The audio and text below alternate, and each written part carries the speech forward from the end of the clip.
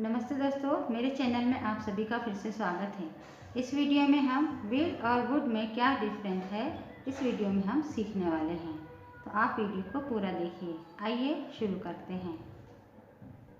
Will, would या will be, would be, इन दोनों का यूज़ कहाँ पर करना चाहिए, किस तरह से करना है, आज हम इस वीडियो में सीखने वाले हैं। तो सबसे पहले हम इसका मीनिंग समझेंगे। विल या वुड का मीनिंग है काम करेगा।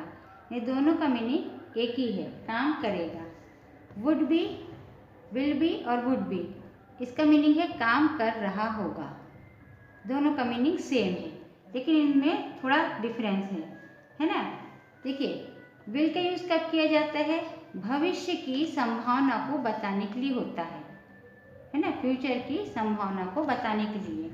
यानी जब हम पूरी तरह से श्योर होते हैं कि हाँ, फ्यूचर में ये वाला काम हो रहा है या होगा, है ना, पॉसिबिलिटी स्ट्रांग होती है या पूरी तरह से श्योर हैं हम, तब विल का यूज़ होगा। वुड का यूज़ कब होगा? वर्तमान या अतीत यानी पास्ट की संभावना को बताने के लिए होता है, यानी जब हम पूरी तरह से श्योर नहीं हैं। विल का यूज़ कब होता है? जब हम पूरी तरह से श्योर हैं, यानी हमको पक्का मालूम है कि ऐसा होगा। और वुड का यूज़ कब होता है? जब हम पूरी तरह से श्योर नहीं हैं, है ना, हमें पता नहीं है। आइए कुछ एग्जाम्पल के थ्रू और चीज़ समझ लेते हैं। पहले विल और वुड के बारे में समझेंगे, है ना। तो विल का जो स्ट्रक्चर है, सिंपल स्ट्रक्चर है, सब्जेक्ट, फिर विल, वर्ब की फर्स्ट फॉर्म ऑब्जेक्ट। और वुड के लिए जो स्ट्रक्चर है, सब्जेक्ट, वुड, वर्ब की फर्स्ट फॉर्म और ऑब्जेक्ट। ठीक है, दोनों का स्ट्रक्चर लगभग सेम ही है। इसमें विल का यूज हुआ है, इसमें वुड का। अब सेंटेंस देखिए, वह आएगा, इसका मतलब वो फ्यूचर में आएगा, यानी 1-2 मिनट बाद भी आ सकता है, 5 बजे, 6 बजे, शाम को, रात में, कल, है ना, इसको फ्यूचर में बोला जाएगा। वह आएगा, तो इसकी इंग्लिश क्या होगी? सिंपल है, he will come, he will come, वह आएगा, यानी हमको पक्का मालूम है कि वह आएगा, हम पूरी तरह से श्योर हैं। उसने कहा वह आएगा। अब इसमें देखिए, पास्ट में किए हैं, पास्ट में किसी ने कहा किसी को कि वह आएगा, है ना। जैसे कल किसी ने कहा कि वह आएगा, और हम किसी को आज बता रहे हैं कि उसने कहा कि वह आएगा। ठीक है, यानी कल जैसे हमारी मम्मी ने कहा कि वह आएगा, ठीक है। अब हम अपने भाई को बता रहे हैं कि माँ ने कहा था कि वह आएगा। ठीक है, आई होप आपको अच्छे समझ में आ रहा होगा। तो इसमें हम पूरी तरीके से श्योर नहीं है, इसके लिए भी हम वुड का यूज़ करेंगे। और पास्ट में कहे हैं हमने, किसी ने कहा है, और हम फ्यूचर के लिए बता रहे हैं किसी को, यानी प्रेजेंट में बता रहे हैं। पास्ट में किसी ने कहा है, हम प्रेजेंट में किसी को बता रहे हैं, उसके लिए भी वुड का यूज़ होगा। इसकी इंग्लिश देखिए, उसने कहा कि वह आएगा। ठीक है, इसकी इंग्लिश क्या होगी? She said. अब देखिए, पास्ट में कहा है, इसलिए से का सेकंड फॉर्म सेड हो गया है। पास्ट में कहा था, उसने कहा वह आएगा, he would come। ठीक है, यानी पास्ट में किसी ने कहा है, हम फ्यूचर में किसी को बता रहे हैं कि उसने कहा वह आएगा। she said he would come। he said भी कह सकते, सिचुएशन के अकॉर्डिंग आप सब्जेक्ट का यूज कर सकते हैं। ठीक है, तो फर्स्ट यूज जैसा होगा वुड का और विल का। विल का सिंपल है, वह आएगा, पूरी तरीके से श्योर है, he will come। she said he would come, उसने कहा कि वह आएगा। ठीक है, एक और एग्जांपल देख लेते हैं। वह तुमसे मिलेगा, ये विल के लिए कहा गया है, विल का यूज होगा इसमें। वह तुमसे मिलेगा, इसमें वुड का होगा। अब क्यों होगा इसमें विल का यूज और इसमें वुड का यूज? वह तुमसे मिलेगा, ये पक्का मालूम है, हम पूरी तरह से श्योर है, यानी हम किसी से कह रहे हैं कि वह तुमसे मिलेगा, यानी पक्का मिलेगा। ठीक है, इसकी इंग्लिश क्या होगी? ही विल मीट यू, वह तुमसे मिलेगा। वह तुमसे मिलेगा यानी पूरी तरह से श्योर नहीं है कि सही में मिलेगा या नहीं मिलेगा, है ना, यानी मिलने की संभावना कम है, लेकिन फिर भी हमने कह दिया कि वह तुमसे मिल सकता है, मिलेगा। उसके लिए हम वुड का यूज करेंगे। ही वुड मीट यू, वह तुमसे मिलेगा। यानी जब पूरी तरह से श्योर हो, जब पूरी संभावना हो तब विल का यूज करना है, जब पूरी तरीके से संभावना ना हो उसके लिए वुड का यूज करना है। देखिए दोनों का जो सेंटेंस है सेम है, लेकिन उसमें विल का यूज किए हैं, इसमें वुड का यूज किए हैं।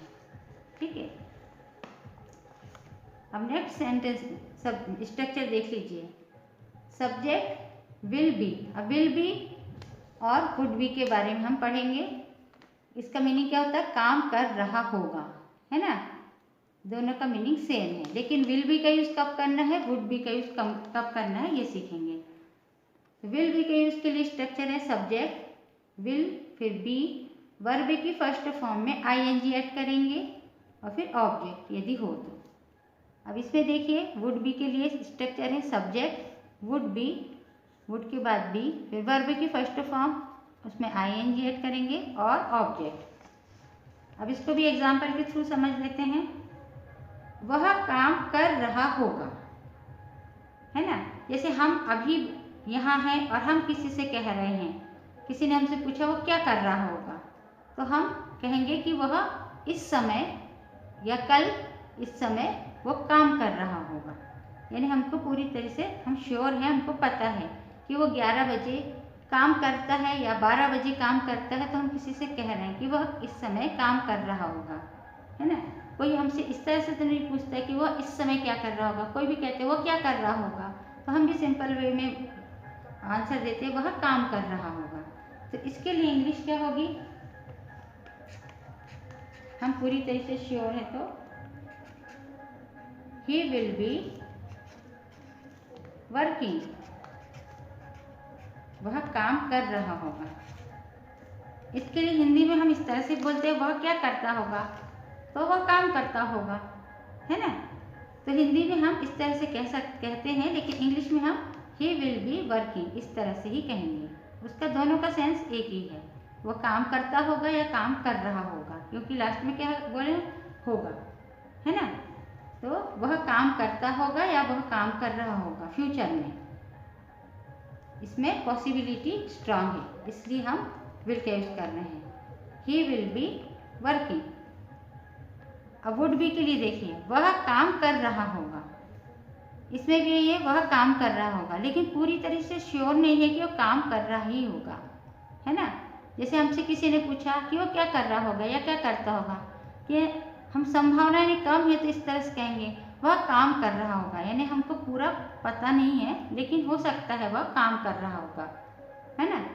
इसके लिए हम वुड का यूज करेंगे। अब इसकी इंग्लिश देखिए, he would be working, वह काम कर रहा होगा, है ना। यानी हमको मालूम नहीं है पूरी तरीके से कि वो सही में क्या कर रहा होगा, हमने अंदाज से कह दिया है कि वो काम कर रहा होगा या काम करता होगा। ही वुड बी वर्किंग, और इसमें हम पूरी तरह से श्योर है क्योंकि हमको पता है कि वो इस समय काम ही करता होगा, है ना। तो इसके लिए ही विल बी वर्किंग।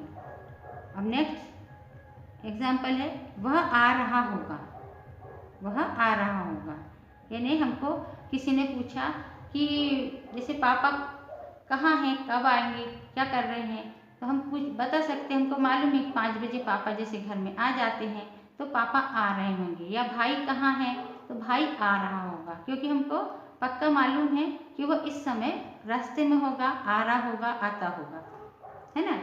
ये श्योर है हम इसके लिए। तो जब हम श्योर हो जाते हैं तो इसके लिए हम विल का यूज करते हैं। तो ही विल बी कमिंग, है ना, ही विल बी कमिंग, वह आ रहा होगा, है ना। या वह आता होगा। अब आता होगा के लिए आईएनजी क्यों ऐड हुई है, आप सोच रहे होंगे। तो ये कंटिन्यूस टेंस के लिए है, फ्यूचर कंटिन्यूस टेंस। जब कोई काम कंटिन्यूस चल रहा है, यानी आने का काम चल रहा है, वो पैदल पैदल या गाड़ी से आ रहे हैं, यानी रुके नहीं है, लगातार आ रहे हैं, तो इसके लिए हम कमिंग का यानी आईएनजी ऐड करेंगे वर्ब में। जैसे वह पढ़ रहा होगा तो he will be reading, read नहीं कहेंगे, रीडिंग, वह पढ़ रहा होगा या पढ़ता होगा, क्योंकि वो काम लगातार हो रहा है, इसके लिए हम वर्ब में आईएनजी ऐड करते हैं, लेकिन सेंस वही होगा, वह आ रहा होगा या वह आता होगा। अब वुड के यूज़ के लिए देख लीजिए, वह आ रहा होगा, यानी इसमें पॉसिबिलिटी कम है, हम पूरी तरह से श्योर नहीं है कि वह आ रहा होगा या नहीं आ रहा होगा, है ना। हमको पता नहीं है कि वो कितने बजे कहाँ पर आ रहा है या नहीं आ रहा है, जा रहा है या नहीं जा रहा है, क्या कर रहा है ये नहीं पता है, फिर भी हमने अंदाज से कह दिया कि वह आ रहा होगा या वह आता होगा।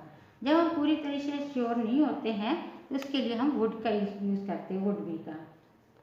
अब इसका इंग्लिश देखिए, जब हम पूरी तरह से श्योर नहीं है तो उसमें वुड बी का यूज़ होगा। ही वुड बी कमिंग, ठीक है, वह आ रहा होगा या वह आता होगा। जब हम किसी से बात करते हैं तब हमें पता होता है कि हम किसी इस बात पे श्योर हैं या नहीं हैं पूरी तरीके से। यदि हम श्योर हैं कि वह आ रहा होगा या वह पढ़ रहा होगा, वह खा रहा होगा, तब हम विल बी का यूज़ करेंगे, और यदि पूरी तरह से श्योर नहीं है तो हम वुड बी का यूज़ करेंगे, ठीक है।